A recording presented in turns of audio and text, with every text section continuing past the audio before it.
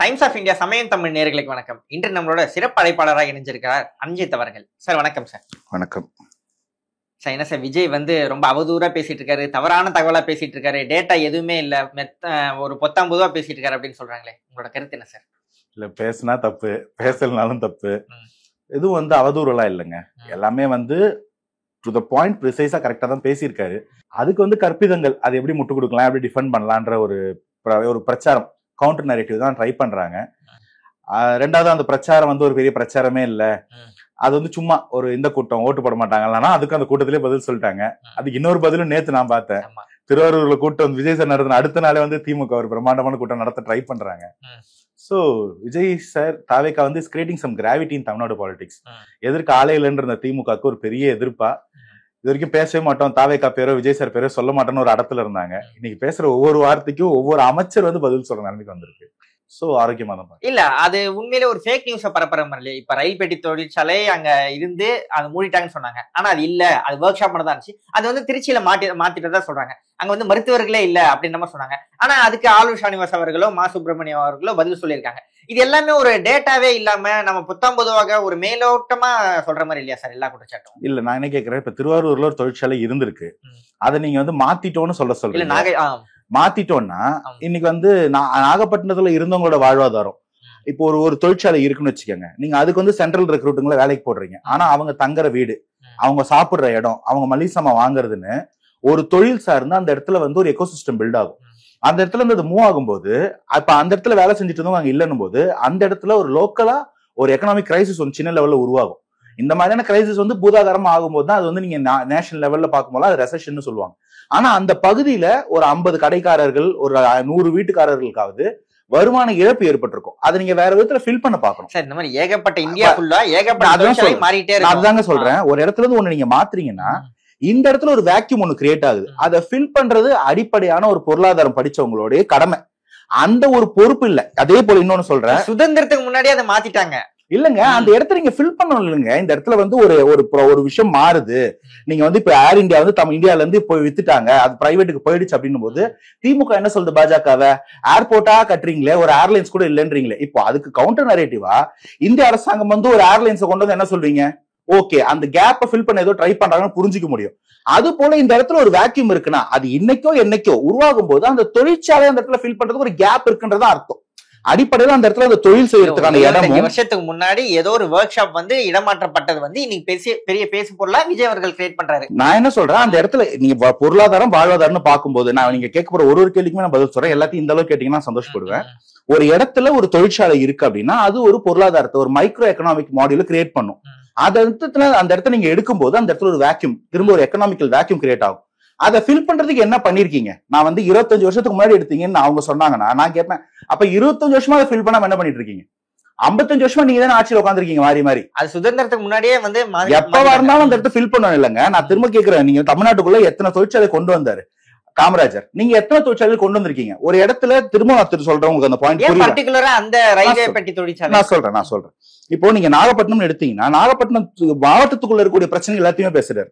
நீங்க விவசாயிகள் பிரச்சனையா இருக்கலாம், அது மீனவர்கள் பிரச்சனையா இருக்கலாம், அங்க இருந்து இருக்கக்கூடிய பக்கத்து நாட்டுல இருக்கக்கூடிய தொப்புள் கொடி உறவுகளா இருக்கலாம், இந்த இடத்துல இருக்கக்கூடிய எல்லா பிரச்சனைகளும் பேசும்போது தொழிற்சாலை, தொழில்துறைன்றது ஒரு பிரச்சனை. ஒர்க் ஷாப்னு சொல்றாங்க. தொழில்துறை தான் சார். ஒர்க் ஷாப்னா அது என்ன, விவசாயம், அது ஒரு தொழில்துறை. எப்படி நீங்க அக்ரிகல்ச்சர் மினிஸ்ட்ரி ஒண்ணு இருக்கும், அது மாதிரி இண்டஸ்ட்ரியல் மினிஸ்ட்ரி ஒண்ணு இருக்கும். அது போல அந்த இடத்துல உங்களுக்கு புரியுதான்னு தெரியல, ஒரு ஸ்பேஸ் இருக்குன்னு நான் சொல்றேன். அந்த இடத்துல போதுமான லேண்ட் இருக்கு. அந்த இடத்துல நீங்க அந்த ஒர்க் ஷாப் எடுத்தீங்கன்னா அந்த இடத்துல வேற ஏதாவது ஒரு தொழில்துறையை கொண்டு நிப்பாட்டுறதுக்கான வாய்ப்பு இருக்கு. ரொம்ப அதிகபட்சம் நான் சிம்பிளா சொல்றேங்க, நாகை ஒரு மீனவர் மாவட்டம். ஒரு கப்பல்களுக்கெல்லாம் ரிப்பேர் பண்றதுக்கு தேவையான, இல்லாட்டி அந்த கப்பல்கள் அந்த ஸ்டீமர் போட்ஸ்க்கு தேவையான அந்த மோட்டார் ரிப்பேர் தொழிற்சாலை மாதிரி ஒண்ணு கொண்டு வந்தீங்கன்னா கூட, இல்ல அந்த பிரைவேட்ல இந்த வாரம் கொண்டு வந்திருக்காங்க. அதான் சாமி சொல்றேன், 25 வருஷமா என்ன பண்ணிட்டு இருந்தீங்கன்ற கேள்வி நீங்க ஒவ்வொரு லைனுக்கும் நீங்க பதில் சொல்லிட்டு இருந்தீங்கன்னா நான் அதான் சொல்றேன். அந்த இடத்துல இருந்த ரயில்வே ஒர்க் ஷாப் நீக்கப்படும் போது அங்க ஒரு கேப் இருக்கு, இடம் இருக்கு. அந்த இடத்துல ஒரு இடம் ஃபங்க்ஷன் ஆயிட்டு இருந்திருக்கு, அதை ஃபில் பண்ண மாட்டோமா, பண்றதுக்கு வாய்ப்பு இருக்கு. அதை பண்ணலன்றது ஒரு குற்றச்சாட்டு, எதிர்கட்சி குற்றச்சாட்டு சொல்லும். நீங்க ஏன் கேக்குறீங்கன்றது கேள்வி இல்ல, என்ன தீர்வுன்றதுதான் கேள்வி. அதுக்கு என்ன பண்ண போறீங்க? சார் அந்த இடத்துல ஒரு ஒர்க் ஷாப் இருந்ததா? ஆமா இருந்துச்சு. போயிடுச்சா? ஆமா போயிடுச்சு. ஃபில் பண்றதுக்கு என்ன கொண்டு வந்தோம்? ஒண்ணும் கொண்டு வரல. எவ்வளவு நாளா கொண்டு வரல? 55 வருஷமா கொண்டு வரல. யார் கேட்க கூடாதா? கேட்க கூடாது. என்ன கேள்வி இது? கேட்போம். அது எப்ப இருந்தாலும் அந்த இடத்துல நீங்க தானே இந்த 55-60 வருஷமா இங்க ஆண்டுட்டு இருக்கீங்க மாறி மாறி. அப்ப கேட்கிறோம், நீங்க செய்யலாம், நாங்க அதை செய்வோம். இது நீங்க வந்து அடுத்த சுற்றுப்பயணம் போகும்போது மேனிஃபெஸ்டோன்னு ஒண்ணு வரப்போகுது. அந்த மேனிஃபெஸ்டோக்கு ஒரு கீ பாயிண்ட்ஸை நீங்க புரிஞ்சுக்கலாம். அந்த இடத்துக்கு ஒரு திட்டம் வச்சிருக்காரு, அந்த திட்டத்தை முன்னறிவிக்கிறாரு நான் புரிஞ்சுக்கிறேன். செயல்படாம இருந்துட்டு கவர்மெண்ட் ஹாஸ்பிட்டல் இவ்வளவு பேர் இருக்கிறாங்க, இப்படி மாடல் ஹாஸ்பிட்டல் பண்ணிருக்கீங்க, சந்தோஷம். எத்தனை அமைச்சர்கள் எத்தனை அதிகாரிகள் உடம்பு கொண்டுனா அரசு ஆஸ்பத்திரிக்கு போறீங்க? எத்தனை ஆஸ்பத்திரிகள்ல வந்து இவங்க எல்லாம் போய் ட்ரீட்மெண்ட் எடுத்துருக்காங்க உங்களால புள்ளி வரும் சொல்ல முடியும்? முதல்வருக்கு தலை சுற்றல் மயக்கம் ஏற்படல, அப்பல்லோக்கு தான் போறீங்க. இந்த முதல்வரும் சரி, இதுக்கு முன்னாடி இருந்தாலும் சரி, அப்பல்லோ போறீங்க, காவேரி போறீங்க, ரஷ்யா போறீங்க, அமெரிக்கா போறீங்க. ஏங்க கவர்மெண்ட் ஹாஸ்பிட்டல் போக மாட்டீங்க? நல்லா இருந்தா போவாங்க இல்லங்க, நல்லா இல்லன்னா அவங்க போல. அவங்க போக மாட்டாங்களான்னு கேட்க மாட்டீங்க. நல்லா இருக்குன்னு சொன்னா நாங்க போய் எண்ணிட்டு வரணும், பெட் எத்தனை இருக்கு, எத்தனை இடத்துல டாய்லெட் தண்ணி வருது, நாங்க என்னணுமா? அதுக்குதான் சார் அமைச்சர் நீங்க இருக்கீங்க. புள்ளி வரத்தை கொடுங்க, புள்ளி வரத்துக்கு சட்டம் போடுங்க. எல்லா படத்துலயும் எல்லாரும் சொல்றீங்க அந்த டைலாக், நீங்க செய்யுங்க. அமைச்சர்கள் யாரோ எம்எல்ஏக்கு உடம்பு முடியலாம் அரசு ஆஸ்பத்திரி தான் போய் பார்க்கணும். இல்லன்னா வந்து பிரைவேட் ஹாஸ்பிட்டல் எவ்வளவு பில்லு கட்டுறீங்களோ அந்த அளவுக்கு நீங்க கவர்மெண்ட்டுக்கு டாக்ஸ் கட்டணும். ஏன்னா நீங்களே கவர்மெண்ட் புறக்கணிக்கிறீங்க. கவர்மெண்ட் காலேஜ் வேண்டாம், கவர்மெண்ட் ஸ்கூல் வேண்டாம், கவர்மெண்ட்ல இருந்து வர வருமானம் மட்டும் வேணும். என்ன லாஜிக்னு கேக்குறோம். நீங்க அதை பண்ணாலே எங்களுக்கு புரிஞ்சிருமே. வழக்கமா பொதுவாக வைக்கிற குற்றச்சாட்டு தான். இந்த வாட்டி வந்து விஜய் அவர்கள் பேசும்போது இந்த நாகையில வந்து திருவாரூர்லயும் மருத்துவமனையில மருத்துவர்கள் இல்ல அப்படின்ற மாதிரி குற்றச்சாட்டு வைக்கிறாங்க. அதுக்கு ஒரு விளக்கம் கொடுக்கப்படுது. நாகப்பட்டினத்துல வந்து அது வந்து கட்டுமான பகுதியில இருக்கு, அதுக்கு பதிலா வேற ஒரு இடத்துல மருத்துவமனை இயங்குது, அந்த இடத்துல வேகன்சிஸ் எதுவுமே இல்ல, எல்லா டாக்டர்ஸும் இருக்காங்கன்ட்டு. இப்போ ஒரு டேட்டாவே இல்லாம ரொம்ப புதுப்பார்வையா இந்த மாதிரி குற்றச்சாட்டு வைக்கிற மாதிரி இல்ல. நான் என்ன சொல்றேன், அந்த டேட்டான்றது நீங்க நாகப்பட்டினத்துல இப்ப அரசு ஆஸ்பத்திரியில டாக்டர்ஸ் அவர் சொல்லியிருக்காருன்றீங்க, ஹாஸ்பிட்டல் இன்னும் ஃபங்க்ஷன் ஆகலன்னு நீங்க சொல்றீங்க. இப்ப அவங்கள யார் ஸ்டேட்மெண்ட் எடுத்துக்கிறது? கட்டுமானத்துல இருக்கு, அதான் வேற இடத்துல இயங்கி. அதான் இப்ப நீங்க நாகப்பட்டினம் இருந்து ஒர்க் ஷாப் எடுத்து திருச்சி வச்ச மாதிரி நாகப்பட்டினம் இருந்து ஆஸ்பத்திரி திருவாரூர் வச்சுப்பீங்க. இங்க வயிற்றால போறோம், வயிறு வலிக்கிறோம், திருவாரூருக்கு போனோம். திருவாரூர் என்ன கவுண்டர்? நீங்க அந்த இடத்துல இருக்கக்கூடிய கேப் உருவாகுது. அது நீங்க தொழில்துறையா இருந்தாலும் சரி, மருத்துவமா இருந்தாலும் சரி, வேற எந்த எக்ஸ்கியூஸ் இருந்தா அதுக்கு என்ன ரீஃபில் வைக்கிறீங்க, என்ன இன்ட்ரிமெண்ட் நீங்க ஒரு அரேஞ்ச்மெண்ட் வைக்கிறீங்கன்ற கேள்வி. நீங்க வைக்கிற குற்றச்சாட்டே தப்புங்கறாங்க. இல்லங்க, குற்றச்சாட்டுக்கு தப்பு இல்ல, அதுக்கு பதில் சொல்ல முடியாதவங்க கேள்வியே தப்புன்னு சொல்றோம்னா சந்தோஷமா போயிடலாம்ல. மருத்துவமனை ஒரு கட்டுமானத்துல இருக்கு, அதுக்கு பதிலா மருத்துவமனை பக்கத்துல இன்னொரு இடத்துல கட்டிடத்துல இயங்கிட்டு இருக்கு, அந்த இடத்துல டாக்டர்ஸ் ஃபுல்லா இருக்காங்க. உங்களோட இதுல என்ன தப்பு இருக்கு அப்படின்னு நினைக்கிறீங்க? இல்ல, நான் தான் நீங்க சொல்ற டேட்டாவை நான் எடுத்துக்கல. டேட்டா இருந்தா கொடுங்க, நம்ம பேசுவோம். நீங்க வந்து எம்எல்ஏவே அதை சொல்லிட்டு இருக்காங்க. எனக்கு எடுத்து டேட்டா கொடுங்கன்ற. எனக்கு நாகப்பட்டினத்துல இருக்கக்கூடிய இன்ட்ரிம் ஹாஸ்பிட்டல் எங்க ரன் ஆகுது, அங்க எத்தனை வேகன்சிஸ் இருக்கு, எத்தனை பெட் இருக்கு, எத்தனை டாக்டர்ஸ் ஃபுல்லா இருக்காங்க, டேட்டா கிடையாது. தாவேகா தலைவர் ஒண்ணு சொல்றதுக்கு, அவர் ஒரு எதிர்கட்சி தலைவருங்க, அவர் இன்னைக்கு அரசியல் வளர்ந்து வரக்கூடிய ஒரு கட்சி. அவங்க சொல்ற மாதிரியே ஒரு கருத்தை அரசாங்கத்துல உட்கார்ந்து இருக்கோம்னு சொல்ல, நீங்க ஒரு ஆர்டிஐ போட்டு அந்த ஆர்டிஐ கொண்டு வந்து என்கிட்ட கொடுத்தீங்கன்னா மேபி ஓகே, இப்படி இருக்குதா, சரி நான் கத்துக்க நான் சொல்லுவேன். நீங்களும் வாய் பிடித்ததோ மாங்க பிடித்ததும் கட்சி உங்களை சொல்லல, எம்எல்ஏவும் சொல்லுவாரு, மினிஸ்டரும் சொல்லுவாரு, அதை கேட்டு வந்து நிறைய ஆளுன்னு சொல்லுவாருன்னா இது இல்ல, இதுக்கு பதில் நீங்க இப்படி பதில் கொடுக்காதீங்க. எம்எல்ஏவோட எக்ஸ்பிளனேஷன் நீங்க ஏத்துக்கிறதா இல்ல? நான் டாக்குமெண்ட் தான் பேசுவேன். நீங்க யாரு? அரசாங்கம் உங்ககிட்ட தானே இருக்கு, ஆர்டிஐ ரிப்போர்ட் எடுத்து கொடுங்க. கவர்மெண்டோட அந்த அர்த்தம் நாகப்பட்டினம் மருத்துவமனை வெள்ளை எடுத்து கொடுங்க. வேகன்சி இல்லன்னு எம்எல்ஏ நான் எப்படி நம்புறது? நான் ஒரு குற்றச்சாட்டு வைக்கிறேங்க, பதில் கேட்க கூடாது, நீங்க பதில் சொல்ல கூடாது, எனக்கு டாக்குமெண்ட் கொடுக்கணும். இஷ்டத்துக்கு குற்றச்சாட்டு வச்சிட்டு எனக்கு எல்லாத்துக்குமே ஒரு டாக்குமெண்ட் வேணும்னா பார்லிமெண்டரி ப்ரொசீடிங்னு ஒன்னு இருக்கு, உங்களுக்கு தெரியுமான்னு தெரியல. பார்லிமெண்ட்ல வந்து பிரைவேட் நம்பர் கேள்வி கேட்கறதுக்கு கொஸ்டின் அவர்ஸ் எல்லாம் இருக்கும். நீங்க வந்து குற்றச்சாட்டு வைக்கலாம். அந்த குற்றச்சாட்டுகளுக்கு அவங்க கொடுக்கக்கூடிய பதில் எப்படி தெரியுமா இருக்கணும்? எழுத்துப்பூர்வமா இருக்கணும். அது வந்து ஆவணப்படுத்தப்படும். ஒரு தப்பான தகவல் அங்க பதியப்பட்டா கூட என்ன ஆகும்னா, இதை வச்சு நீங்க அவர் மேல வந்து பிரிவிலேஜ் மோஷனோ இல்ல வந்து நோ கான்பிடன்ஸ் வரைக்கும் கொண்டு போகலாம் பர்சனலா. ஏன்னா நீங்க வந்து பார்லிமெண்ட் லெஜிஸ்லேச்சர்ல போய் பேசிடக்கூடாது, தப்பான ஒரு தகவல் கொடுத்துடக்கூடாது. அது போன்ற ஒரு தகவலை நீங்க சட்டமன்றத்திலயோ இல்ல மினிஸ்ட்ரி வாரியாவோ நீங்க அறிவிக்க வெளியிடணும். எதிர்கட்சிக்காரங்க எப்படி வேணா கேள்வி கேட்கலாம், பதில் எழுத்துப்பூர்வமாவும் டேட்டா பூர்வமாவும் இருக்கணும். நாங்களும் அதே மாதிரி ஒரு பிரஸ் மீட் வச்சுட்டு எல்லாம் ஃபுல் அப்படின்ட்டு போனா எல்லாம் ஃபுல் நாங்க நம்பணுமா? எனக்கு டேட்டா கொடுங்க. நான் என்ன சொல்றேன், இல்லங்க நான் டேட்டா கொடுத்தா கூட கண்ண முடியுமா சொல்ல. டேட்டா கொடுக்காம ஒரு எதிர்கட்சி மாதிரி மீடியாவும் ஆளுங்கட்சியும் சிட்டிங் எம்எல்ஏவும் மினிஸ்டரும் இஷ்டத்துக்கு டேட்டா கொடுத்தா தட் இஸ் நாட் கன்சிடரபிள். அவங்க சொல்ற அந்த டேட்டா கன்சிடர் பண்ண எந்த அவசியமும் கிடையாது. சார், நீங்க ஒரு குற்றச்சாட்டு ஆவணம் கிடையாது, 100 குற்றச்சாட்டு 500 குற்றச்சாட்டு வச்சுட்டே இருப்பீங்க. எல்லாத்துக்கும் எனக்கு டேட்டா வேணும்னு அதுக்குதான் ஓட்டு போட்டுருக்கோம். பதில் சொல்லணும். 100 குற்றச்சாட்டு 1000 குற்றச்சாட்டு இல்ல, கோடி குற்றச்சாட்டு வச்சாலும் பதில் சொல்லணும். இத்தனை குற்றச்சாட்டு உங்க மேல வைக்கிறதுக்கு இடம் இருக்கிறதே பெரிய அசிங்கம். எப்படி தெரியுமா இருக்கு? திமுக நான் சொல்லிடுறேன், என் பதில் சொல்லிடுறேன். திமுக வைத்து ஒரு கேள்வி கேட்டுட்டேன்னா நான் இவ்வளவு பதட்டமாயிடுவேன். நான் வந்து எப்படிடா கேப்பன்ற அந்த தோரணையில இருக்கு. உங்க பேச்சும் சரி, நான் உங்க பர்சனலா சொல்றேன், உங்க பேச்சும் சரி, இருக்கக்கூடிய ஊடகங்கள் அவங்க கொடுக்கிற விளக்கத்தை தான் நான் சொல்றேன். அப்படிதான் இருக்கு. நான் பர்சனலா சொல்றேன், நான் வந்து ரொம்ப very aware of what I am talking. அந்த கேள்வி நீ எப்படிடா கேப்ப? வந்தியா பிரச்சாரம் பண்ணிட்டு போ, நீ எப்படி கேள்வி கேட்ப? நான் கேட்கறது என் உரிமை, பதில் சொல்றது உங்க கடமை. நீங்க வந்து அந்த பதில டேட்டாவை கொடுங்கன்ற, அந்த டேட்டா இல்லன்ற கேள்வி நீங்க எப்ப ஆளுங்கட்சி கேட்க போறீங்க? நான் உங்ககிட்ட கேக்குறேன், டேட்டாவே கொடுக்கலையே சார், வெறும் வாயில சொல்லிட்டு போறாரு எம்எல்ஏ மினிஸ்டரோ, டேட்டா கொடுத்துட்டு போங்க சார், யாரு கேட்பீங்க பிரஸ் மீட்ல? டேட்டா வாங்க மாட்டீங்க. இங்க அவங்க சொல்றதை எடுத்துட்டு வந்து நீங்க கேட்டா அது தப்புன்னு எங்களுக்கு கற்பிதான் சொல்றீங்க. நான் திரும்ப சொல்றேன், விஜய் சாருக்கு குற்றச்சாட்டு எல்லா உரிமையும் உண்டு. அவங்க விளக்கம் கொடுத்துறாங்க, அது விளக்கமே இல்லன்னு நான் சொல்றேன் உங்களுக்கு. ஏன்னா நீங்க அதை வந்து நம்ப போய் தான் உங்களுக்கு நான் இவ்வளவு பதில் சொல்ல வேண்டியதா இருக்கு. இல்லாட்டி முதல்ல நீங்க புரிஞ்சுட்டு இருந்திருப்பீங்க. அது விளக்கமே கிடையாது, அது முட்டு. விளக்கமா இருந்தால் அது ஒரு ஆவணப்பூர்வமா இருக்கும். இப்ப கூட சொல்றோம், அந்த ஆவணத்தை கொண்டு வந்தீங்க, நான் கத்துக்கிறோம். குற்றச்சாட்டு வச்சோம், பதில் வந்துருச்சு, அடுத்த குற்றச்சாட்டு தேடி போவோம். அரசு எதிர்கட்சி அதான் வேலை தான் செய்யும். எதிர்கட்சி தானே ஒரு ஆரோக்கியமான ஊடகமா இருக்க முடியும் தமிழ் எந்த ஒரு அரசியலையுமே. அதை அவங்க பண்றாங்க, அதை தான் நான் பெருமைப்படுவேன். நீங்க ப்ரூவே பண்ணாலும் அது வந்து எங்களுக்கு எந்த ஒரு அவமானமும் கிடையாது. சரி பண்ணல, அந்த கேப் இருக்குன்னா அதுதான் அரசாங்கத்துக்கு அவமானம். கேள்வி கேட்கறது ஜனநாயகத்துல எந்த இடத்துலயும் தப்பே கிடையாது, அதுக்கு எல்லாருக்கும் உரிமை உண்டுன்னு சொல்றேன். அலையாத்தி காடுகளை பத்தி கூட ஒரு விமர்சனம் வந்துச்சு, அவங்க வந்து கண்டுக்கவே இல்லை, ஒழுங்கா பராமரிக்கலன்னு. ஆனா இப்ப வந்து டிஎன் ஃபேக்ட் செக்கோ இல்ல தமிழ்நாடு அரசும் விளக்கம் கொடுத்திருக்காங்க. இப்ப வந்து 2021 45 ஏக்கர்ன்றது வந்து இப்ப 90 ஏக்கர் இருக்கு. நாங்க வந்து அதுக்கு உரிய நடவடிக்கை எல்லாம் எடுத்திருக்கோம் அப்படின்ற மாதிரி. ஆனா நீங்க மறுபடியும் அதே குற்றச்சாட்டு தான் வருது, நீங்க அப்படியே மேம்போக்கா எல்லாத்தையும் சொல்லிட்டு போயிட்டீங்க அப்படின்ற மாதிரி. இல்ல, ஆக்சுவலி வந்து அதுக்கு வந்து ப்ரிசைஸ் டேட்டா இருக்கு. நீங்க வந்து இந்த ஜென்ரலா வந்து ஃபாரஸ்ட் கவர் எப்படி கணக்கிடுவாங்க அப்படின்னா, அலையாத்தி காடுகளை பொறுத்த வரைக்கும் சரி, நீங்க ஜென்ரலா மத்த ஃபாரஸ்ட் கவர் எடுத்து பார்த்தாலும் சரி, எவ்வளவு பரப்பளவு எவ்வளவு ஏக்கர்ல வந்து அந்த காடுகள் அமைஞ்சிருக்கு, அது எப்படி விஸ்தரிக்கப்பட்டிருக்குன்னு மட்டும் தான் பார்ப்பாங்க. அந்த காடுகளோட ஹெல்த் எப்படி இருக்கு, உள்ள இருக்கக்கூடிய அதோட குவாலிட்டி எப்படி இருக்குன்னு பார்க்க மாட்டாங்க. இங்க அலையாத்தி காடுகள் மேல வச்சிருக்க ப்ரிசைஸ் குற்றச்சாட்டு என்னன்னா, பல இடங்கள்ல அந்த அலையாத்தி காடுகள் பட்டு போயிருக்கு. அந்த பட்டு போன அலையாத்தி காடுகளை விறகா கட்டைகளா மக்கள் எடுத்துட்டு போயிட்டு வேற வேலைகளுக்கு பயன்படுத்துற நிலைமை அங்க இருக்கு. 2022 இருந்து இதற்கான குற்றம் அங்க இருக்கு. இதுக்கான மக்கள் வந்து அந்த இடத்துல வந்து கோரிக்கையும் கம்ப்ளைண்ட் கொடுத்துக்கிட்டு இருக்காங்க. ஆனா அந்த கம்ப்ளைண்ட் வந்து யாரும் செய்முடுக்கவும் இல்ல. அந்த கம்ப்ளைண்ட் இன்னும் ஆக்டிவா லைவ்லயே இருக்கு. நீங்க வந்து ஸ்ப்ரெட் சொல்றீங்க, நான் அந்த அலையாத்தி காடுகளோட குவாலிட்டி சொல்றேன். நீங்க வந்து 4 ஏக்கர் இருக்குன்னு சொல்லி முடிக்கலாம். அந்த 4 ஏக்கர்ல இருக்கக்கூடிய மரங்கள் ஆக்டிவா இருக்கா, ஐ மீன் உயிரோட்டத்தோட இருக்கா, அதனால ப்ராப்பரா வந்து தரையை ஊண்டி இருக்கா, அதனால வந்து எதிரில் ஆக்சுவலி அலையாத்தி காடுகளோட பர்பஸ் பாத்தீங்கன்னா, அங்க இருந்து வரக்கூடிய அலைகள் வந்து மண்ணரிப்பை ஏற்படுத்தும். மண்ணரிப்பை ஏற்படுத்தாம பார்க்கும்போது இந்த இடத்துல வந்து காடுகள் ஐ மீன் லேண்ட் பரப்பை வந்து காப்பாற்ற முடியும். ரெண்டாவது வந்து இதுல இருந்து வந்து நைட்ரோஜன் பிக்ஸ் ஆகும் மண்ணில், மீன்களுக்கும் மற்ற உயிரினங்களுக்கும் உணவு கிடைக்கும். மீன்கள் கொடுக்கக்கூடிய கழிவுல வந்து மரம் வளரும், அது வந்து ஆதாயத்துல இருந்து ஆக்சிஜன் சுத்தப்படுத்துறது நிறைய வேலை பண்ணும் மேங்க்ரோவ்ஸ். அந்த காடுகள் பட்டு போய் அந்த கவரேஜ் மட்டும் இருந்தா இந்த வேலைகள் எதுவுமே நடக்காது. அந்த கிரவுண்ட்ல அதோட ஃபுட்டிங் இல்லைன்னா அந்த வந்து மண்ணரிப்பை தடுக்கவே முடியாம போயிடும். சோ அந்த இடத்துல நாங்க சொல்ற கம்ப்ளைண்ட் வந்து மண்ணரிப்பு ஏற்படுத்துறதுக்கான முகாந்திரம் இருக்கு, அந்த காடுகள் பட்டு போயிருக்கு, மக்கள் கிட்டத்தட்ட அதை விறகுகளா பயன்படுத்திட்டு இருக்காங்க. இந்த கம்ப்ளைண்ட் 22 இருந்து ஆக்டிவ்ல இருக்கு. நான் அந்த கம்ப்ளைண்ட் உங்களுக்கு அனுப்புறேன். அதையே நான் அட்ரஸ் பண்ணலான்னு கேட்கிறேன். வெறும் கவரேஜ் இல்லைங்க தீர்வு. அந்த இடத்துல அது வந்து கவரேஜ் நேம் சேக் பண்ணுவாங்க. நம்ம வந்து இந்த 91 அப்புறமா வேர்ல்ட் ஹெல்த் சமிட்டுக்கு அப்புறமா எங்கெங்கெல்லாம் வந்து காடு இருக்கணும், சிட்டில காடு இருக்கணும் அப்படிலாம் சொல்லிட்டு அங்கங்க நிக்கிற ஒத்த மரத்தெல்லாம் கனெக்ட் பண்ணி இவ்வளவு ஃபாரஸ்ட் கவர் இருக்குன்னு சொல்லிட்டு இருக்காங்க. ஆனா அது வந்து நமக்கு ப்ராப்பரான ஆக்சிஜன் கொடுக்காது. அதே போன்ற ஒரு ஸ்கேம் தான் இதுவும். அந்த இடத்துல நீங்க கவரேஜ் இருக்குன்னு நீங்க சொல்றீங்க, நான் சொல்றேன் அந்த இடத்துல அது குவாலிட்டி இல்லைன்னு நான் சொல்றேன். அதைத்தான் அவர் மென்ஷன் பண்ணிருக்காரு. நான் சொல்றேன் இந்த எங்களுக்கு வந்து பாதுகாப்பு ஒழுங்கா இது பண்றாங்க, மைக்கு கட் ஆகுது, மின்தடை நாங்க போற இடத்துல எல்லாம் பண்றாங்க, எல்லாமே ஒரு குற்றச்சாட்டே இருக்கா? மற்ற தலைவர்களுக்கும் மோடி அவர்கள் வரும்போதே கூட தமிழக அரசு நிபந்தனைகளை விதிச்சிருக்காங்க. ஏதோ விஜய் அவர்கள் போகும்போது மட்டும் தான் இந்த அளவுக்கு நெருக்கடி, இந்த அளவுக்கு ஒரு கெடுபிடி கொடுக்குறாங்க அப்படின்ற மாதிரி டைரக்டா முதலமைச்சரை பார்த்து ஒரு குற்றச்சாட்டு வைக்கிறாரு.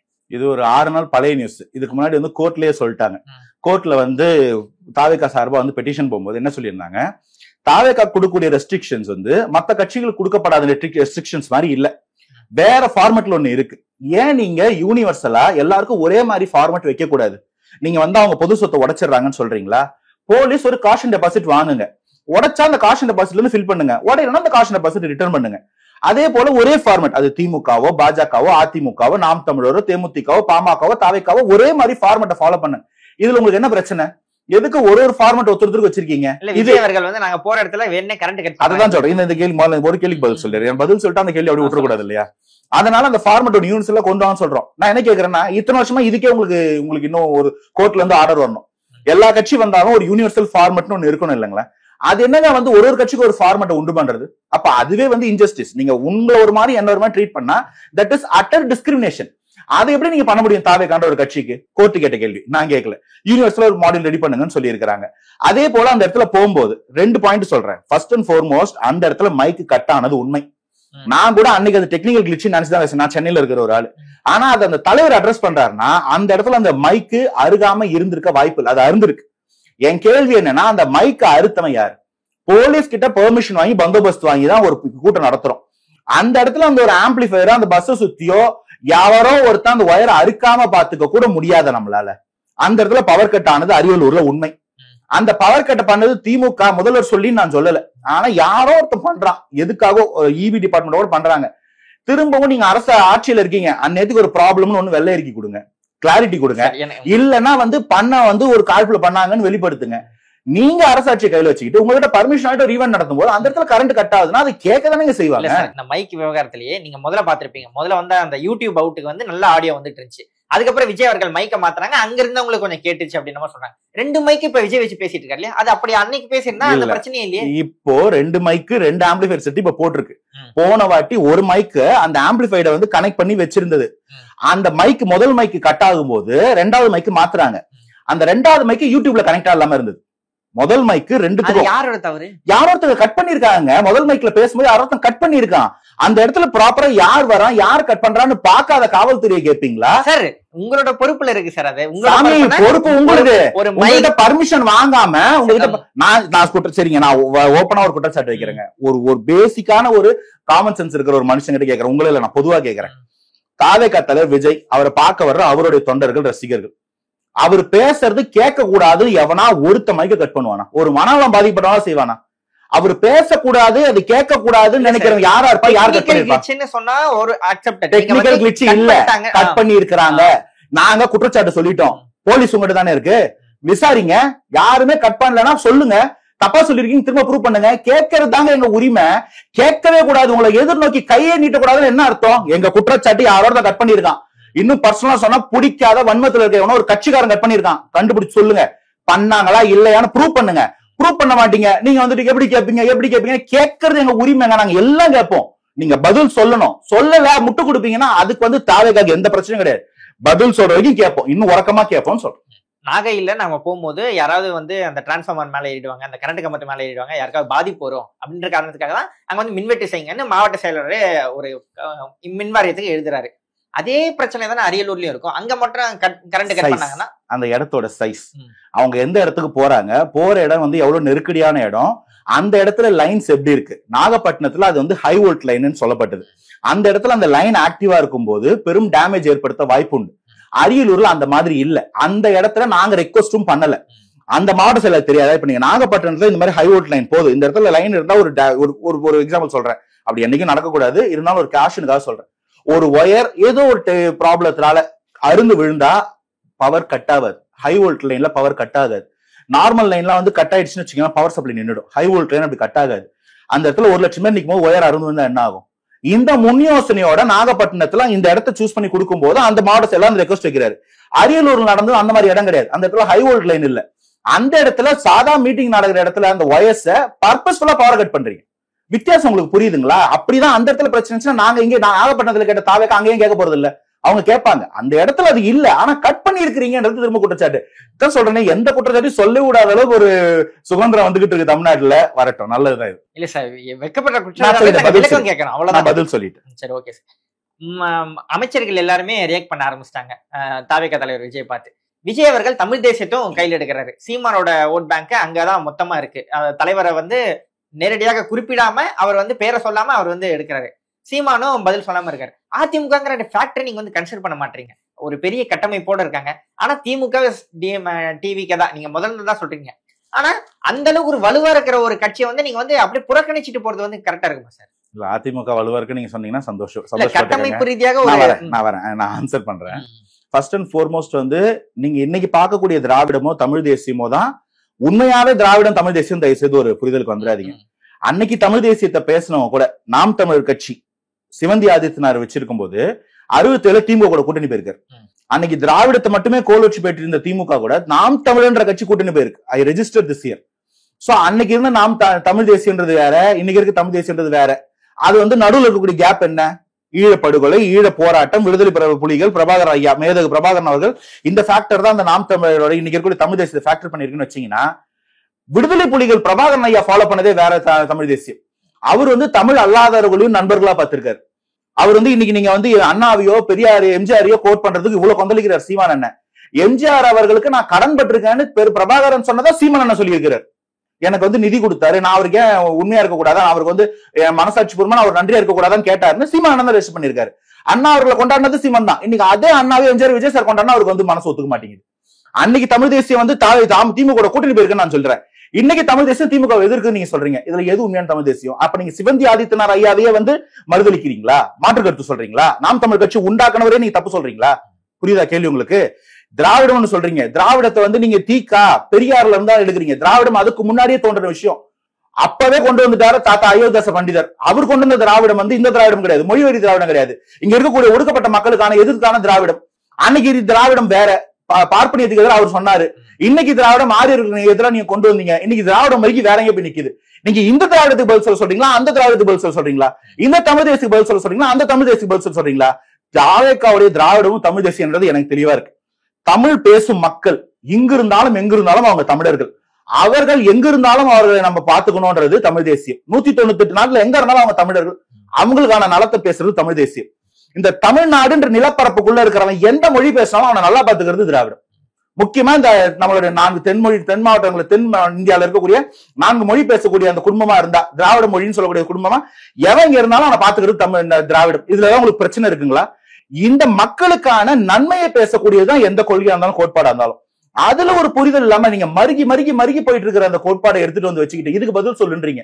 நான் பேசுறது தாவேக்காவுடைய சித்தாந்தம் அனைவருக்கும் அனைத்தும் நன்மை. இதுக்கு என்ன வழியோ அதுக்கான வேலை பாக்குறாங்க. இதுல பிரிவினை இல்ல. நீங்க எந்த சித்தாந்தம் எடுத்து பார்த்தாலும் அது பிரிச்சு பார்க்கும், சேர்த்து பார்க்கும். தாவேக்காவுடைய சிந்தனைகள் எந்த சித்தாந்தத்தை எடுத்தாலும் மக்களை சேர்த்து பார்க்கறதா இருக்கு நான் புரிஞ்சுக்கிறேன். ஆனால் தான் நான் அதை ஆதரிக்கிறேன். இப்ப உங்க கேள்விக்கு வருவோம். நீங்க சொல்லக்கூடிய ஈழ தொப்புள் கொடி உறவுகளுக்கு நம்ம எல்லாருக்கும் உரிமை உண்டு, நம்ம எல்லாருக்கும் அவங்க மேல அக்கறை உண்டு, அவங்களுக்கும் அவங்க மேல அந்த அக்கறை இருக்கு. நான் அதை உங்க கமெண்ட்ஸ்ல பாக்குறேன். அவங்களுக்கு ஒரு ஆட்சி மாற்றம் வரும்போது நாங்க ஃபார் பெட்டரா ஃபீல் பண்றோம். அதே மாதிரி உங்களுக்கு ஒரு ஆட்சி மாற்றம் வர வாய்ப்பு இருந்தா நிகழ்த்திக்கோங்க, விஜய் சார் ப்ராமிசிங்கா இருக்க ஒரு வாய்ப்பு கொடுங்கன்னு ஸ்ரீலங்கால இருக்கிறதா பல பேர் கமெண்ட் போடுறாங்க. அது போல நமக்கும் அவங்களுக்கும் வந்து ஒரு புரிதல் இருக்கு, ஒரு ஒற்றுமை இருக்கு. நம்ம எல்லாரும் வந்து ஒரு தாயின் பிள்ளைகள், தமிழ் தாய்னா நம்ம எல்லாரும் தமிழ் தாயின் பிள்ளைகள். அவங்களோட நலனை இவர் பேசினாலே பிரச்சனை என்ன அர்த்தம்? அது என்ன சீமான் எழுதியா கொடுத்திருக்கு? அவங்க நலனை பரிசாற்ற நம்ம எல்லாருக்கும் உரிமை உண்டு, நம்ம எல்லாருக்கும் கடமை உண்டு, பொறுப்பு உண்டு. அவங்கள பத்தி பேசினாலே சீமான் ஓட் பேங்க்ல கை வைக்கிறீங்க. வேற ஒரு இடத்துல கை வச்சாரு. உலக அளவில் இருக்கக்கூடிய ஈழத்தமிழர்களையும் வந்து நான் வந்து சகோதரர்களா பாக்குறேன்னு சொல்லும் போது அவங்க கிட்ட இருந்து திறநிதி வாங்குற யாரோ ஒருத்தருக்கு அது பாதிப்பு ஏற்படுத்தும். அதை நீங்க பேசுங்க. அவங்க நலனை தாவேக்கா பேசக்கூடாதுன்னு சொல்லாதீங்க. தாவேக்காவின் தமிழ் தேசியமோ திராவிடமோ ஈழ மக்கள் மேல இருக்க அன்போ எல்லாமே வந்து ஒரு நேர்கோட்டுல எந்தவித குழப்பமும் இல்லாம இருக்குன்னு நான் புரிஞ்சுக்கிறேன். குழப்பம் தான் சொல்லுங்க, இன்னும் தெளிவுபடுத்தும். அதான் அதிமுக கட்டமைப்பு இல்ல சார். அதிமுக பொறுத்த வரைக்கும் அதிமுக மேல குற்றம் சொல்றது எப்படி இருக்குன்னா, இனிய உளவாக இன்னாத குரல் கனி இருப்ப காய் கவர்ந்துன்ற மாதிரி பிரச்சனை இங்க இருக்கும்போது அந்த பிரச்சனையை விட்டுட்டு வேற ஒன்றத்தை டைவர்ட் பண்ணி பேசுற மாதிரி ஒரு நிலைமையில இருக்கு. அதிமுக நிறைய தவறுகள் இருக்கு, நான் இல்லைன்னு சொல்ல. அந்த தவறுகளுக்கு மாற்றாதான் நம்ம திமுக வாக்களிச்சு 2020 கொண்டு வந்தோம். ராஜேந்திர பாலாஜி உங்களை கூட்டணி கூப்பிடுறாரு. அவர் கூப்பிடுவாருங்க. பாஜக கூப்பிட்டாங்க, நயனார் அண்ணன் கூப்பிட்டாரு, தமிழிசை அக்கா கூப்பிட்டாங்க, அங்க இருந்து கூட பல முக்கிய தலைவர்கள் கூப்பிட்டாங்க. போயிட்டோமா? கூப்பிடுறதுக்கும் அதான் அவங்க எப்படி ஆயிட்டீங்கன்னா வர ஊடகங்கள் யாருக்கும் பேச்சுரிமையே கிடையாது, பேசவே கூடாது. பேசினா உங்க கருத்து என்ன கூப்பிடுறாங்க, எல்லாரும் கூப்பிடுறாங்க. அது தாவேக்க முடிவு பண்ண நான் இல்லைங்க தாவேக்க தலைவர், அது விஜய் சார் இருக்காரு, அவரோட முடிவு தான் அதை அவர் டிசைட் பண்றது. நான் சொல்றது என்ன, அவங்க கூப்பிடுறவங்க உரிமை. ஏன் கூப்பிடுறாங்கன்றதான் கேள்வி. அதிமுக வந்து எம்ஜிஆர் அவர்கள் உருவாக்கின அதிமுக, ஜெயலலிதா அம்மா கோலோச்சி வச்சு இந்த அதிமுக இது 43% இருந்து இன்னைக்கு 20% கூட்டணியோட சேர்த்து அந்த வந்து கொண்டு வந்து நின்று இருக்கு அதிமுகனா. அதுல இருந்தும் இந்த எலெக்ஷனுக்கு 24 அப்புறம் 26 எவ்வளவு சரிஞ்சிருக்கு. நீங்க வந்து பாஜக கூட கூட்டணி போக மாட்டான்னு சொல்லி கூட்டணி போக வேண்டிய ஒரு நிலைமை. செங்கோட்டையன் எவ்வளவு மூத்த தலைவர்னா அவர் கட்சி ஆரம்பிக்கும் வந்து மாவட்ட செயலாளர், கட்சியோட முதல் தேர்தலே எம்எல்ஏ. அவருக்கு கட்சி மேல ஒரு அதிருப்தி ஏற்படுற நிலைமை, அவரை கட்சியில இருந்து பதவியில இருந்து நீக்கக்கூடிய ஒரு நிலைமை அதிமுக இருக்கு. ஒருத்தர் பேர் சொல்லணும், எத்தனை பேர் சொல்லணும்? அந்த கட்சியிலிருந்து விலகி என்னைக்குமே எங்களுக்கு முதல் எதிரி தீய சக்தின்னு சொன்ன திமுக போய் இணையற நிலைமைக்கு அங்க இருக்கிறாங்கன்னா அப்ப அதிமுக இன்டாக்டா இருக்குது. நீங்க நம்பிட்டு இருந்தா நம்பிட்டு இருங்க. குற்றம் இன்னைக்கு திமுக செஞ்சுட்டு இருக்காங்க. திமுக வீழ்த்துதா தாவேக்காவின் நிஷே, அதை செய்ய விடாம ஏன் அதிமுக எல்லாம் அதிமுக யாரும் கேட்டு போட்டோம். திமுக தான் அதிமுக காப்பாற்ற வேண்டிய கட்டாயத்தை திமுக இருக்கிறாங்க. எங்க போனாலும் அதிமுக மட்டும் எழுத்து பேச வேண்டிய கட்டாயம் என்னன்னா, எங்க அதிமுக வலுவிழந்துருச்சுன்னு வெளியே தெரிஞ்சிச்சுன்னா அதிமுக இருக்கு திமுக லைஃப், திமுக இருக்கு அதிமுக லைஃப். ஒண்ணு போச்சுன்னா இன்னொன்னு போயிடும்ன்றதுதான் இங்க பாயிண்ட். அப்படி ஒரு மியூச்சுவல் விசத்துல 2 கட்சி வளர்ந்துருக்கு. இன்னைக்கு அதிமுக சரினா அதோட எதிரி அதோட திமுகவும் சரிஞ்சிடும். ஃபியூச்சர்ல தாவேக்காவும் வேற ஒரு போர்ஸும் அப்ஹேல் ஆயிடுமோன்ற பயத்துல திமுக பேசிட்டு இருக்காங்க. நான் குற்றம் சாட்டுறேன். நாங்க ஏன் போய் அதிமுக பேசணும்? அதிமுக பண்ண குற்றத்துக்கு எல்லாம் தீர்வு கொடுக்க வேண்டிய இடத்துல திமுக இருக்கு, செஞ்சிட்டீங்களா? பொள்ளாச்சி குற்றத்துக்கு வந்து பதில் சொல்லிட்டீங்களா? ஃபுல்லா எல்லாரையும் குற்றத்தை பத்திரிகை சேர்த்துட்டீங்களா? ஜெயராஜ் மேட்ரு, பீனிக்ஸ் மேட்ரு, அவங்க கொலைக்கு வந்து நீங்க தீர்வு கொடுத்துட்டீங்களா? அதிமுக நடந்ததுல தூத்துக்குடி துப்பாக்கி சூட்ல இருந்து எவ்வளவு குற்றத்துக்கும் இருக்கு, எல்லாம் அப்படியே பத்திரமா ஓப்பனாவே இருக்கு. ஜெயலலிதா மறைவுக்கு ஏதோ ஒரு நபர் ஆணையம் போட்டீங்க, பதில் சொல்லிட்டீங்களா? கொரோனா கொலை செய்து பதில் சொல்லிட்டீங்களா? பதில் சொல்ல இடத்துல இருக்கு, நீங்க பதில் சொல்ல மாட்டீங்க. அதிமுக வந்து இதுக்கப்புறம் நாங்க வலுப்படுத்தி கூட்டணிக்கு போய் அவங்க முதல்வராக்கத்துக்கு தாவேக்கா வந்திருக்கு. அது தாவேக்காவோட பிரச்சனைங்க. யார பேசணும்? அதான் எப்படிதான் இதை பேசணும், நீ பேசக்கூடாது, இதை கேட்க கேட்கக்கூடாது, நீங்க சொல்றது மட்டும் தாவேக்கா பேசணும். இது என்னங்க நியாயம்? இதுவா ஜனநாயகம்? தாவேக்கா என்ன பேசுறாங்களோ அதுக்கு கேள்வி கேளுங்க, அதுக்கு அர்த்தம் கேட்பீங்க, அதுக்கு நாங்க பதில் சொல்றோம். என்ன பேசணும்னு நீங்களே சொல்லிட்டு நாங்க என்ன பாஸ் பண்றது? இதைத்தான் விஜய் சார் கேட்டாரு. நான் பேசுறதே 3 நிமிஷம், அதுல இதை பேசணும் இதை பேசக்கூடாது நீங்க முடிவு பண்ணா நான் என்ன பேசணும்னு கேட்பேன். இறுதியா ஒரே ஒரு கேள்வி சார். சென்ட்ரல் யூனிவர்சிட்டியை பத்தி விஜய் அவர்கள் சொல்லியிருந்தாங்க. அதுக்கு வந்து ஒரு விமர்சனம் வந்திருக்கு. மத்திய மாநில அரசுகளை கூட பிரிச்சு உங்களால பார்க்க முடியல, யாரை குற்றம் சாட்டுறதுன்னு விஜய் வந்து தெரியாம குற்றம் சாட்டிட்டு இருக்காரு. அதுக்கு உங்களுடைய பதில்? திருவாரூர் மாவட்டத்தில் இருக்கக்கூடிய இந்த பல்கலைக்கழகத்துல 28 டிபார்ட்மெண்ட் இருக்கு. அதை வந்து எல்லா டிபார்ட்மெண்ட்ஸும் அங்க உள்ள கொண்டு வர்றதுக்கு தமிழக அரசு என்ன முயற்சி எடுத்திருக்கு? நம்ம வந்து இங்க இருந்து ஊரா போறோம், நாடா போறோம், அங்கெல்லாம் போயிட்டு வந்து தமிழ் இன்வெஸ்ட் பண்ணி காசு கொடுத்து தமிழக அரசு சார்பா வந்து ஃபண்டு கொடுத்து வந்து தமிழ் ஷேர் வைக்கிறோம். இந்த இடத்துல எல்லா டிபார்ட்மெண்ட்ஸும் அங்க இருக்க வேண்டியது, என்ஷூர் பண்ண வேண்டியது யாரு? இப்ப நாகப்பட்டினத்துல இந்த கேள்வி கூட நிறைய பேர் கேட்டுட்டு இருக்காங்க. ஏற்கனவே ஃபிஷரி காலேஜ் இருக்கு. ஃபிஷரி காலேஜ் வேற, மரைன் காலேஜ் வேற. மரைன் டெக்னாலஜின்றது கடல் சார்ந்து இருக்கக்கூடிய அனைத்தையுமே, நீங்க கோரல்ஸ்ல இருந்து மரைன் இன்ஜினியரிங்ல இருந்து நீங்க டீப் சி டெக் வரைக்கும் பார்க்க வேண்டியது. அப்படி ஒண்ணு இல்லையான்னு கேட்டா ஃபிஷரி காலேஜ் இருக்கு. ஃபிஷரிஸ்ன்றது நீங்க எந்த இடத்துலயும் மீனை வளர்க்கறதுக்கான ஒரு நெறிமுறை. இந்த அளவுக்கு கூட புரிதல் இல்லாம அந்த 28 டிபார்ட்மெண்ட் என்னைக்கு விஸ்தரிக்க போறீங்க? அந்த இடத்துல வேற படிக்கணும்ன்ற ஆப்ஷன் இல்லாதவங்க வெளியூருக்கு தான் போகணுமா? இந்த கேள்வி கேட்டா ஏன் மத்திய அரசு கேட்கணும்? மத்திய அரசு கிட்ட மாநில அரசு தான் எங்க யூனிவர்சிட்டியில, இந்த யூனிவர்சிட்டியில இத்தனை டிபார்ட்மெண்ட் தான் இருக்கு, இன்னும் இத்தனை டிபார்ட்மெண்ட் வேணும், இதுக்கு இவ்வளவு ஃபண்டிங் கொடுங்க, இல்ல நாங்க ஃபண்டிங் பண்ற பெர்மிஷன் கொடுங்கன்னு யூஜிசியில கேட்டு வாங்க வேண்டியது மாநில அரசோட உரிமை. அதை கேட்காம அந்த யூனிவர்சிட்டி அப்படியே புறந்தள்ளி வச்சுட்டு இன்னைக்கு கேட்கறாங்கன்னா திரும்ப தான் சொல்றாங்க, அந்த இடத்துல உங்களால மாத்த முடியும்னா மாத்துங்க, முடியாதுன்னா அவர் ஏதோ சொல்யூஷன் வச்சிருக்காரு ஒரு மேனிஃபெஸ்டோல, அதைத்தான் இங்க குற்றச்சாட்டா வைக்கிறாரு. நான் புரிஞ்சுக்கிறேன், அவர் வரும்போது அதை மாத்துவார். அது என்ன மாத்த முடியும்ன்றது பார்த்து தெரிஞ்சுக்கங்க. மாநில அரசோட உரிமை என்ன, கடமை என்னன்னு கூட தெரியாதவங்க பாடம் எடுக்கிறதுக்காக தாவேக்கா வந்திருக்கு. இல்ல ஏன் வருதுன்னா, இப்ப ராகுல் காந்தி கூட ஓட்சோரியை பத்தி ரொம்ப பேசுறாங்க. இதுக்கு முன்னாடி போன வாரம் பேசின விஜய் அவர்கள் இந்த வாரம் அதுக்கப்புறம் முக்கியமான ஒரு விஷயம் கிளப்பியிருக்காரு ராகுல் காந்தி. அதை பத்தி விஜய் அவர்கள் இப்ப பேசல. இந்த விஷயத்துல வந்துட்டு பாஜக வந்து ஒரு சாஃப்ட் கார்னால விஜய் அவர்கள் அணுகுறாங்களோ அப்படின்னு ஒரு குற்றச்சாட்டு இருக்கு இல்லையா? இல்லங்க, நான் விஜய் சாரோட ஸ்பீச்ல ஜெனரலா பார்த்த விஷயம், அவரே சொல்ற விஷயம், நான் 3 நிமிஷம் தான் பேசுறேன் அப்படின்றத வந்து நான் ரத்ன சுருக்கம் அப்படின்னு பாக்குறேன். எந்த மேடையில, எந்த இடத்துல, எந்த இஷ்யூவை யார் எதிர்த்து எப்ப பேசணும்ன்றதுல ரொம்ப தெளிவா இருக்கிறாரு. இன்னைக்கு இது 26 தேர்தல், தமிழக சட்டமன்றத்துக்கான தேர்தல். திமுக ஆட்சியில் இருக்கிறாங்க, அவங்களை வீழ்த்தணும் போது அந்த இடத்துல யார் எடுத்து பேசணும்ன்றதுல ரொம்ப தெளிவா இருக்கிறாரு. அதே போல இப்போ ஒரு மாவட்டம் தோறும் சுற்றுப்பயணத்துல இருக்கிறாரு. ஒரு மாவட்டத்துக்கு போகும்போது அந்த மாவட்டத்தில் இருக்கக்கூடிய வாழ்வாதார பிரச்சனையோ, தொழில் பிரச்சனையோ, இல்ல மக்களுடைய கல்வி சார்ந்தோ, இல்ல வேற அந்த இடத்துல இருக்கக்கூடிய லோக்கல் பிரச்சனைகளை சார்ந்தோ பேசுறாரு. இந்த இடத்துல போய் நின்னுகிட்டு ஒரு எலெக்ஷன் கமிஷன் மேல இருக்கக்கூடிய குற்றச்சாட்டை பேசுற இடம் அது கிடையாது. இந்த இடத்துல எதை பேசணும் அதை பேசுறாரு. அதுக்காக நீங்க வந்து ஏற்கனவே இதுக்கு வந்து அட்ரஸ் பண்ணியிருக்காரு. இது வந்து என்னைக்கு பேசினா, என்னைக்கு தாவேக்காவோட செயல்பாடுகள் அங்க அவசியப்படுதோ அன்னைக்கு அதை பேசுவார். நாகப்பட்டினத்துல போய் நின்று பேசுறதுக்கு நாகப்பட்டினத்துல ஓட்சோர் நடந்திருக்கான பேச்சு. சோ இது எங்க பேசணும் அந்த இடத்துல அவர் இடம் பொருள் எவ்வளவு தெரிஞ்சு பேசுறதுனாலதான் அவரால் அந்த ரத்ன சுருக்கமா பேச முடியுது. எல்லா மேடையிலையும் ஒரே கண்டென்ட் ஒரே மாதிரி திரும்ப திரும்ப பேசுறவங்க 3 மணி நேரம் பேசுவாங்க. அவர் அதை பண்ணக்கூடாது, ஷார்ட் அண்ட் ஸ்வீட்டா பேசுங்க, மக்களுக்கு புரியுற மாதிரி பேசுங்கன்றாரு. அதை நீங்க அந்த இடத்துல மக்கள் ரெஸ்பான்ஸ் வந்து புரிஞ்சுக்க முடியும். சோ அது எல்லாத்தையும் எல்லா இடத்துல அவர் பேசணும்ன்றது திரும்ப அவரோட இஷ்டம். ஆனா இதை அவர் பேசியிருக்காரு, எங்க தேவையோ அங்க பேசுவாருன்னு நான் சொல்றேன். கடைசியா ஒரே ஒரு கேள்வி சார். அந்த மாலை போட்ட விவகாரத்துல வந்து தாவேக்கா நிர்வாகி மேல கேஸ் ஃபைல் பண்ணிருக்காங்க. பிளஸ் விஜய் அவர்கள் அந்த பச்சை தொண்டு அணிந்த விவகாரத்திலையும் ஒரு குற்றச்சாட்டு வந்துட்டு, அது வந்து என்ன ஷூட்டிங் ஸ்பாட் மாதிரி இருக்கு அப்படின்ற மாதிரி. அதுக்கு உங்களுடைய பதில்? இல்ல, முதல்ல அந்த பச்சை துண்டு விஷயம் எனக்கு தெரியும், நான் அதனால பர்சனலா சொல்றேன். அது வந்து ஒரு விவசாயிகள் பெல்ட். அந்த துண்டை கொடுத்த ஒரு யாருன்னு கூட எனக்கு தெரியும். அவர் வந்து ஒரு விவசாயி, திருவாரூர் சேர்ந்த ஒரு சமூக சேவகர். அவர் வந்து அந்த துண்டை ஒரு அன்பின் வெளிப்பாட விஜய் சார் கொடுக்குறாரு. அதை வந்து அந்த இடத்துல அந்த துண்டை அவர் போட்டு ஸ்டேஜுக்கு வரன்னு இவரு கூட தெரியாது. அந்த பையன் பேர் சூர்யா. அவன் அந்த துண்டை கொடுக்குறான், அந்த ஸ்டேஜ்ல அவருக்கு போட்டுட்டு வந்து மேல தலையில நெத்தியில கட்டிட்டு பேசுவாரு.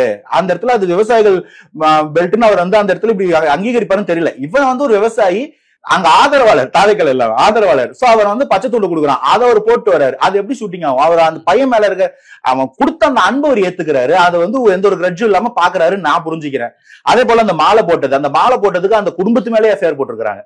அந்த மாலை போட்டவர் வந்து அந்த நிர்வாகி. அந்த உங்களுக்கு அந்த மாலை போட்டது மேல ஒரு காழ்ப்பு ஏற்படுதுன்னா அந்த நிர்வாகியை நீங்க கேள்வி கேட்கலாம். அவர் குடும்பத்திலேயே அவர் தம்பி மச்சான் எல்லாரும் மேலே எஃப்ஐஆர் போடுறாங்களாம். இது எந்த வகையில நியாயம்? இன்னைக்கு நீங்க திருவாரூர்ல ஒரு ஈவென்ட் பண்றீங்க, அடுத்த நாளே தாவேக்கா பண்ண அடுத்த நாளே திமுக ஒரு ஈவென்ட் பண்றாங்க. ஒரு முப்பெரும் விழான்றீங்க, சேர தூக்கி தள்ள வச்சுட்டு போறாங்க, சேர உடைக்கிறாங்க தாவேகாவை கிண்டல் பண்ணீங்க, சேர தூக்கிட்டு போறாங்க, வாழத்தார பிடிச்சி இழுத்துக்கிட்டு இருக்காங்க. இதுதான் அவங்க திமுக அவங்களை அரசியல்படுத்தி வச்சிருக்க லட்சணமா? அடுத்த நாள் திருவாரூர்ல அதோட ஒரு பெரிய பிரம்மாண்டமான கூட்டத்தையும் மாலையும் ரோட்ஷோவும் பண்ண வேண்டிய கட்டாயத்துக்கு திமுக இருக்கு. தமிழ்நாடு ஃபுல்லா பண்ணாங்க, அது திருவாரூர்லயும் பண்ணிருக்காங்க. திருவாரூர்ல பண்றது ஒரு பக்கம், கரூர்ல ஈவென்ட் நடத்தி இங்க 24 விஜய் சார் ஈவென்ட் பண்ணும்போதே இங்க பேரலா நேரு ஸ்டேடியத்திலும் 30 விழா நடத்தினாங்க, அதை மறந்துடாதீங்க.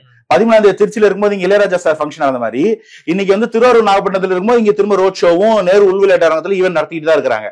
இது எல்லாத்தையும் நம்ம கேள்வி கேட்டே இருந்தோம்னு வச்சுக்கோங்களேன், அவங்களும் எதுவும் செய்ய முடியாது, இவங்களும் எதுவும் செய்ய முடியாது. அவங்க கட்சி தலைவருக்கு அவர் மரியாதை செலுத்த ட்ரை பண்றாங்க, அதுக்கு உங்களுக்கு கேள்வி கேட்கறதுக்கு உரிமை இருக்கு. அதை எல்லாரையும் புக் பண்ணணும், அந்த குடும்பத்தையே கொண்டு வரணும்னா எனக்கு அது என்ன லாஜிக்னு தெரியல. சட்டப்பூர்வமா தான் சரி, நாங்களும் சட்டப்பூர்வமா அணுகிறோம், ஆனா அப்படிதான் இருக்கா? நீங்க எல்லாம் அதை பண்ணலையா? நீங்க உங்க கொண்டாட்டத்தை உங்க தலைவரை கொண்டாடுறதுக்கு உரிமை இருக்கிற மாதிரி தாவேக்காக்கு இல்லையான்றதா என்னோட கேள்வி. இருந்தாலும் பார்ப்போம், அது கோர்ட்ல சந்திக்கணும், கோர்ட்ல சந்திப்பாங்க. ரொம்ப நன்றி சார், உங்க நேரத்தை கொடுத்து உங்களோட கருத்துக்களை பயந்து. Thanks for having.